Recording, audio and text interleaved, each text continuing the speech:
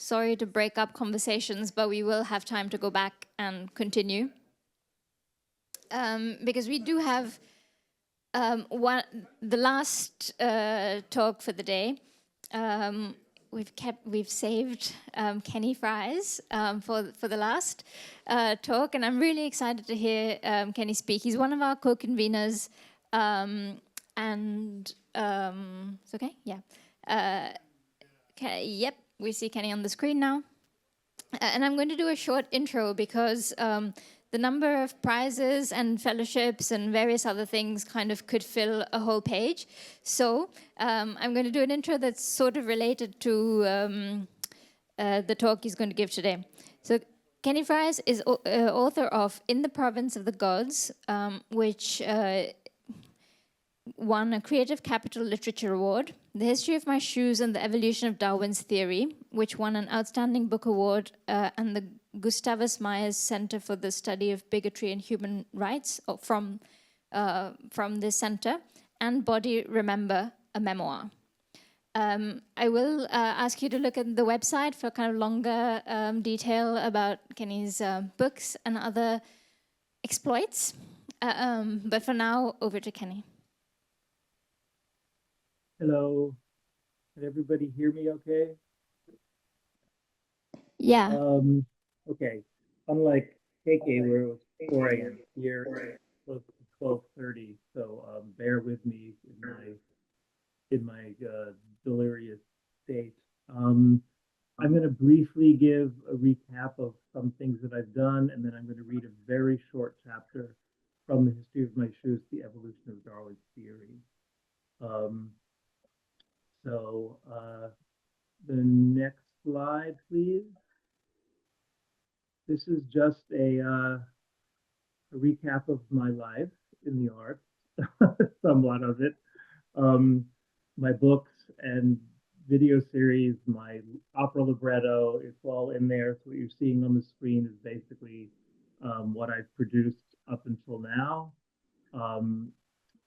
Reading left to right from the top is What Happened Here in the Summer of 1940, which is a video series based on the book I've been working on for 12 years, Stumbling Over History, Disability, and the Holocaust.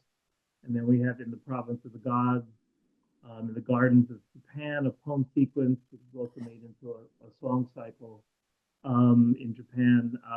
The Memory Stone, which was a chamber opera done at the Houston Grand Opera, The History of My Shoes, and the Evolution of Darwin's Theory.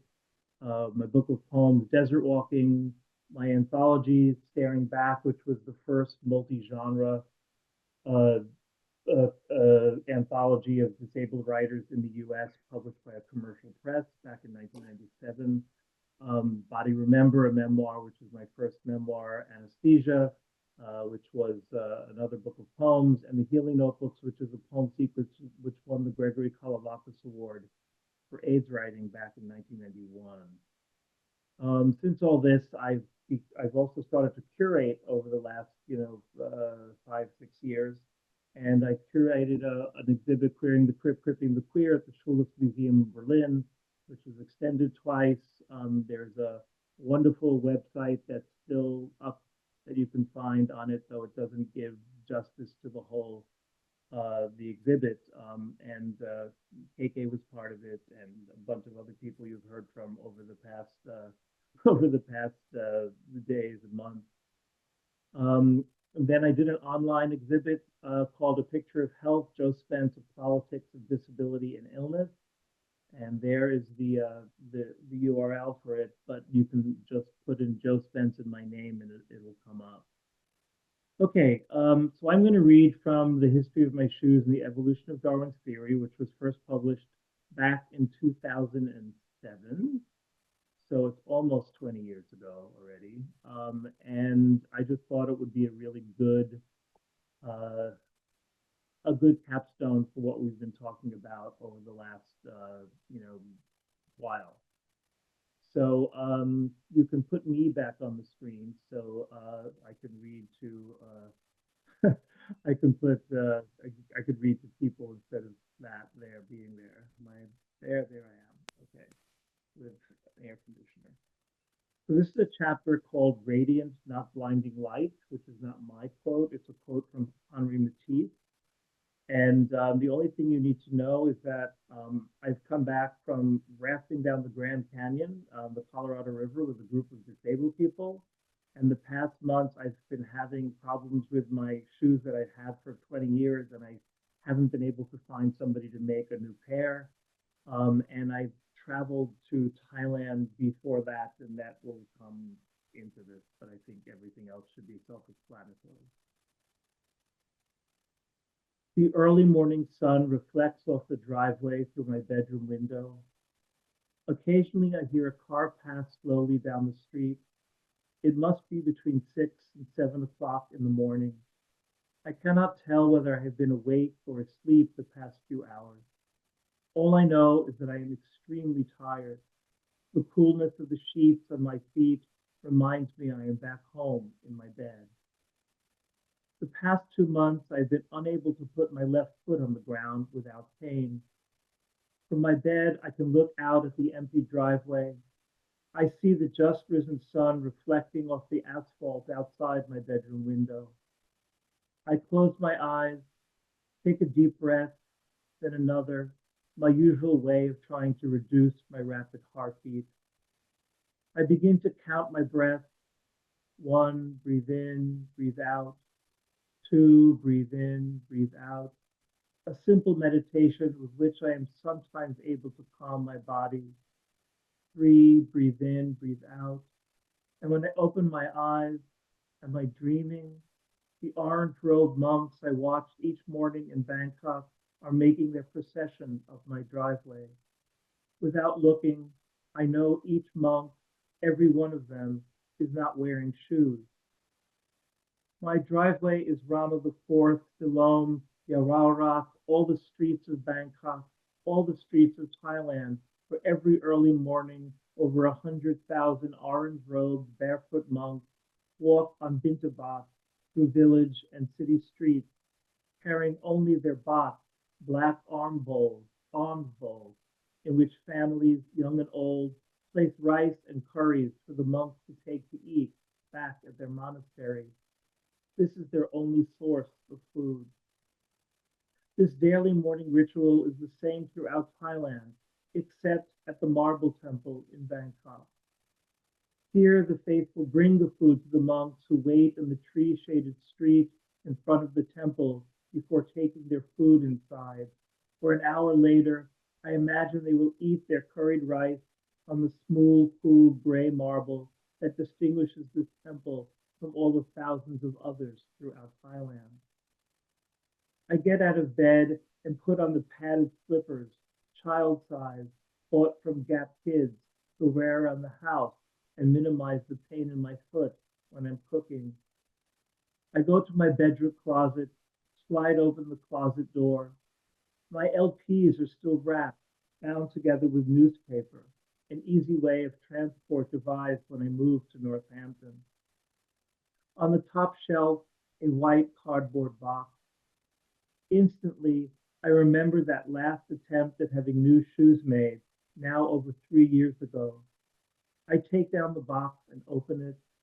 In the hours between midnight and dawn, I put on what I thought then would be my new shoes. Slowly making sure my left foot doesn't hurt, I walk through each room of my house, putting on the lights. When I reach the kitchen, every light in the house is glowing, refracting off the yellow gold walls.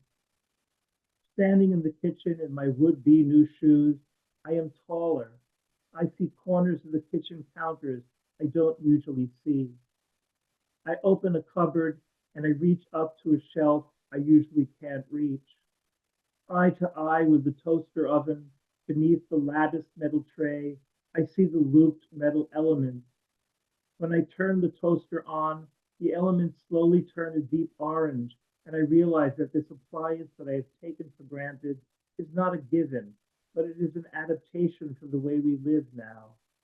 So is the refrigerator, the stove, even the table and chairs, all that evolutionary backache we avoid by not sitting on the ground in the middle of the room. Plates, gold to match the color of the walls, ceramic bowls, also gold, forks and knives. I'm opening all the drawers, cups, mugs, and glasses, water pitcher, empty recyclable bottles. I'm in my office, the computer, the fax machine, the bookshelves, the calendar, the books, the printed letters on the book's pages, the living room, the television, the carpet, the sofa, evolutionary backache avoided again, the lamp, the candle, the bathroom, the towels, the soap, shampoo, the toilet, the sink, the shower, the plumbing invisible inside the walls, the sewage system, the electrical wiring, everything in my entire house itself, everything as it is, but everything an adaptation. The bedroom, the phone, the newspapers and magazines, the windows, the double arched bed, backache once again avoided by adaptation. But a sharp pain travels from my left foot up my leg. I know it is time to take off my shoes. Back to the closet, again the LPs, for the past 10 years of very little use, vestigial organs. I put away the shoes. It is now past dawn and I am exhausted. Back in bed, I close my eyes and wonder if the orange-robed monks are again traipsing up my driveway. Bright orange changes to burnt orange, and the old blind monk priest dressed in his burnt orange robe. I wonder if he is still alive. As if in answer, the old blind monk gives way to another elderly man, the aging artist Henri Matisse. Why Matisse? What's he doing in my bedroom? Darwin. Each of us at some period of life, during some season of the year, has to struggle for life and to suffer great destruction. In 1941, Matisse was 72. Cancer surgery had left him with a prolapsed stomach, so he had to wear an iron belt, making it increasingly painful for him to stand for more than an hour at a time. 2 years later, stones in Matisse's bile duct triggered jaundice that from time to time caused him to stay in bed for long periods of time. Many times he woke up in the middle of the night and awake in bed remembered the past. The cutouts of 1943 are the first work that Matisse, confined to his bed, worked on at night. How could he paste his wash-colored cutouts on the paper so high on his studio wall? Unlike the photograph record of FDR, there are many photographs of Matisse in his wheelchair. There are also photographs of Matisse's assistants helping him with his work. Darwin. Each man would soon learn that if he aided his fellow men, he would commonly receive aid in return. Always interested in the border between drawing and color, Matisse began to draw in color, replacing the brush and pencil with scissors during the last decade of his life. His experience with the cutouts spiritually rejuvenated him. He saw the advantage of having had both his illness and the surgery, saying it made him feel young again.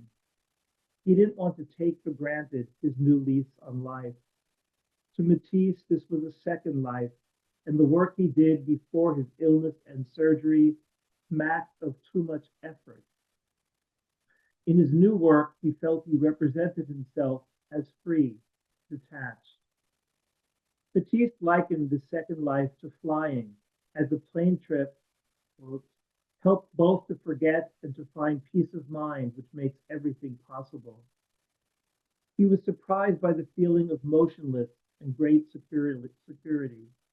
It seemed impossible to fall. What mattered to him was to find joy in the sky. This is the radiant but not blinding light with which he longed to infuse his work. His bodily impairment gave him the impression that he was indeed floating in this radiant light throughout the remainder of his life. Somewhere in these hours, I know that I, like Matisse, can adapt to the circumstances in which my body places me. Like Matisse, I can learn from my disability experience. Darwin, no one supposes that all the individuals of the same species are cast in the very same mold. These individual differences are highly important for us as they afford materials for natural selection to accumulate. As the world's various cultures continue to evolve, who knows what will help us survive? So,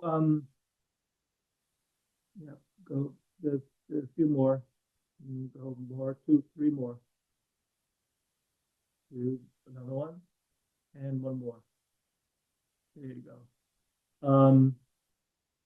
So the, we've called these events disabled legacies beyond access and inclusion, which is actually a title that I came up with. I've been very obsessed with the idea of legacy over the past few years as I age, as I have had a heart attack last year, and I just decided I was going to do something I've always wanted to do, which was have an award given in my name um, to a younger disabled writer. So I started last year in honor of my 65th birthday, the Kenny Priest Disabled Writer Literary Award, whose inaugural recipient was Sria Jarrell Johnson, the poet. Um, you can find out more about this whole thing at my website, www.kennypriest / award. Um, Upcoming, I guess I'm at the stage in my life where I have a book coming out in June, returns poems selected and new. When you get to that point, you know you're getting old. Um, and there's just my contact, my website, my YouTube channel where you can find my video series, which now has close to 115,000 views, which is really surprising because I did absolutely nothing to do that. My email is kenny@kennypriest.com. You could always write to me. I usually will write back. Um, and that's pretty much it. I wanted to thank Oka and Sria for making this event and PMC for making these events the past few months happen. It's been a sheer pleasure to work on this project. Thank you very much.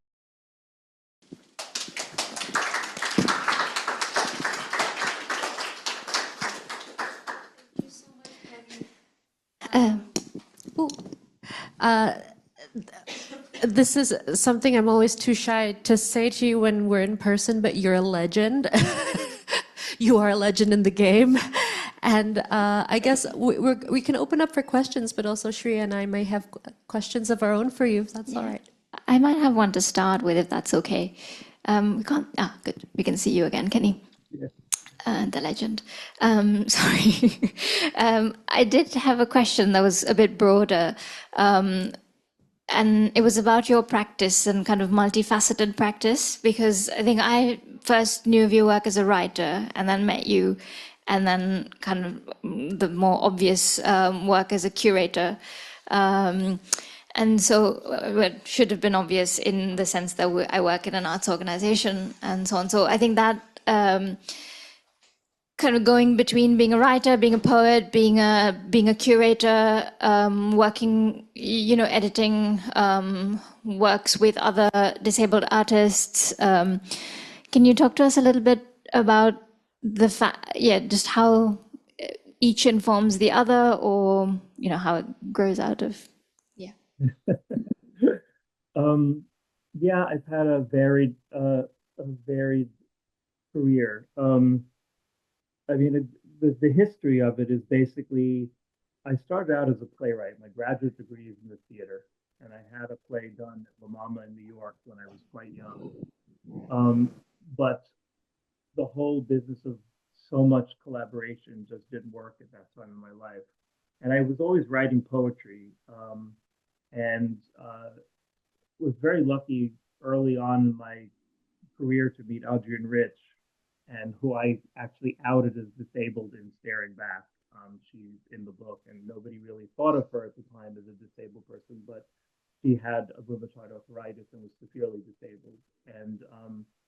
And I won this award for the Healing Notebooks in 1991, and I gave an acceptance speech, and then got a letter. This email didn't exist, from an agent who was happened to be in the audience, and he tried to sell this book of poems, which turned out to be Anesthesia, and he couldn't. But in doing so, an editor asked if I would want to write a memoir, and I thought, silly me, oh, I'll try anything to make money. And so that's when I started to write nonfiction. So and yeah, I mean, that's basically, they do inform each other. I mean, language comes first. And because I write about what I write about, usually the discussions are about what I write about, not how I write something, which is somewhat of a frustration. But poetry is really the link to it all, because my attention to language in all the things that I do is, even texts for, for exhibits are very, very, very, they're all poetry to me. I hear language first before I hear anything else. So I think that's the real connector. Thank you. Thank you, Kenny. I have a question as well about legacy. It's really, really wonderful what you've done with the award. And I was wondering, is there something about the legacy of all your work, all your books, all your community making, everything, that you wish people asked about more? It depends what mood I'm in. I'm not a very optimistic person. I gave a talk. I just recently spent 3 months in Taiwan, and then came to Japan for a month. And I mean, Japan has been a very important place for me. I first came here on a grant in 2002, and then came back in 2005. I met my husband in Japan. He's not Japanese; he's Canadian. He was teaching English, and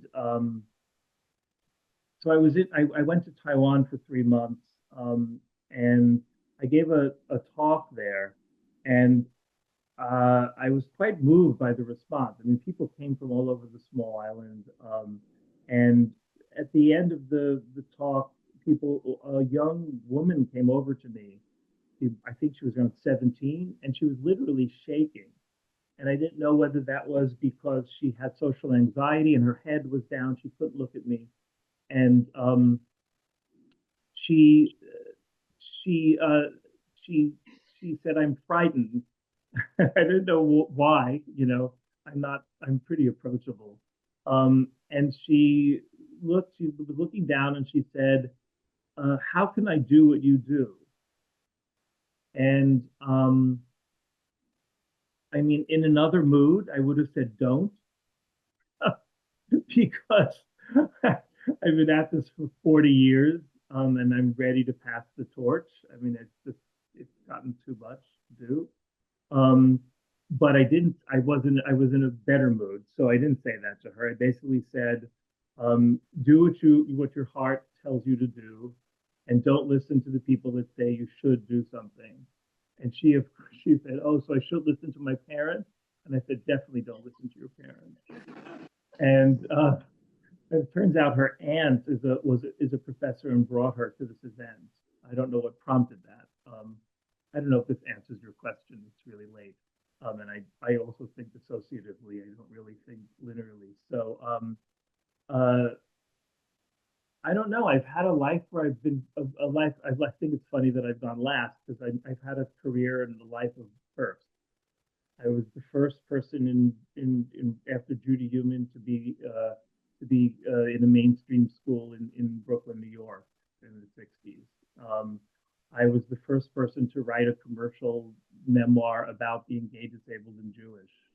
I was the first person to write about AIDS in the AIDS epidemic from a witness perspective. Um, and uh, and it's just been one after the other. The anthology was a first. I mean, everything seems to be a first. The exhibit that we did in Berlin was a first. And so I don't know. I mean, I don't know if I want people to think. I don't know what I want people to think anymore.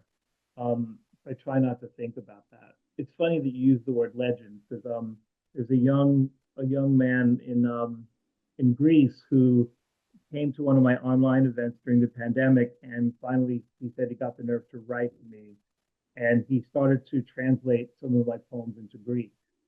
And so I applied for a grant and got a small grant to go work with him a year ago in northern Greece.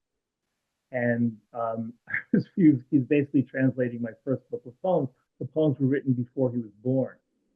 And so, and he kept calling me legend when I was there. And this is someone in Greece because I was the queer, because we did the first queer crypt event, he said, on the island in Greece. I mean, it was quite an interesting thing. Yeah, I don't know if this answers your question, but that's where I'm at. It does, it does. Thank you. Would anyone in the audience like to take this opportunity to ask a question to Kenny, online or in person? Oh, there's one here. Yep, thank you. I don't really know how to say this as a question, but how has your style of writing kind of developed throughout the years? And has your kind of passions changed about what you write about and whatnot? I don't know if that makes sense. It's a good question. Can you just ask it one more time so I'm clear? Because I'm a little bit foggy in my. It's just, I asked, how has your writing changed throughout the years in terms of like what topics you write, what kind of themes you focus on? Yeah, it's interesting. The topics have not changed very much. If you go back to my first, nonfiction, if you go back to Body Remember, you can see these long looping sentences. But then I went to Japan, and everything became simplified in my language, in the way I compose a sentence, and so much so that when I was asked when Body Remember was brought back into print, they asked me to write a preface, which I didn't want to do because I wanted people to experience the book as it was, not my words about the book first. But I did it, and I got back from my editor. I had literally just come back from Japan, and when he said you should, he said you can't write one sentence paragraphs the whole time, because I really pared down things then, and so I think that has changed over time. What's interesting to me is what changed is not my what I write about, but what how people categorize me. When I started out, I was known as a gay writer. I was known as a gay writer. That's what I did. And now I think I'm more thought of as a disabled writer. My work hasn't changed. I haven't changed. I think the world has changed in some way. So that's my answer there. And I was just going to say, I feel like that's such a poignant moment to sort of close with as well. And say a really big thank you to Kenny on the screen, not just for your talk, but for all the fun we've had over the last half year or a bit longer even, trying to bring all of this together and brainstorming and all the kind of interstitial conversations. Thank you, Kenny. Thank you so much. Thank you.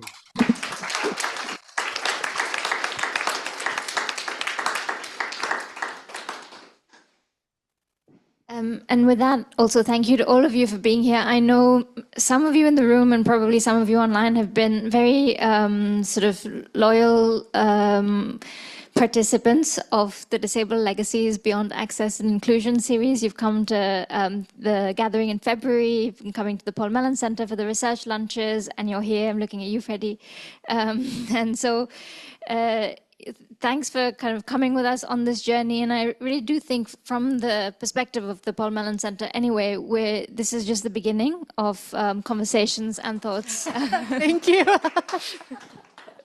And a kind of practical plug is that the exhibition Misfits is on at the Paul Mellon Center until the 9th of April. So come by anytime, just not on the weekends, to have a look. Okay, thank you. Thank you all so much. Thank you, Sria. Thank you, Kenny. Thank you, Femi, Kathleen, Ella, and the team. And the wonderful interpreters. Thank you so much.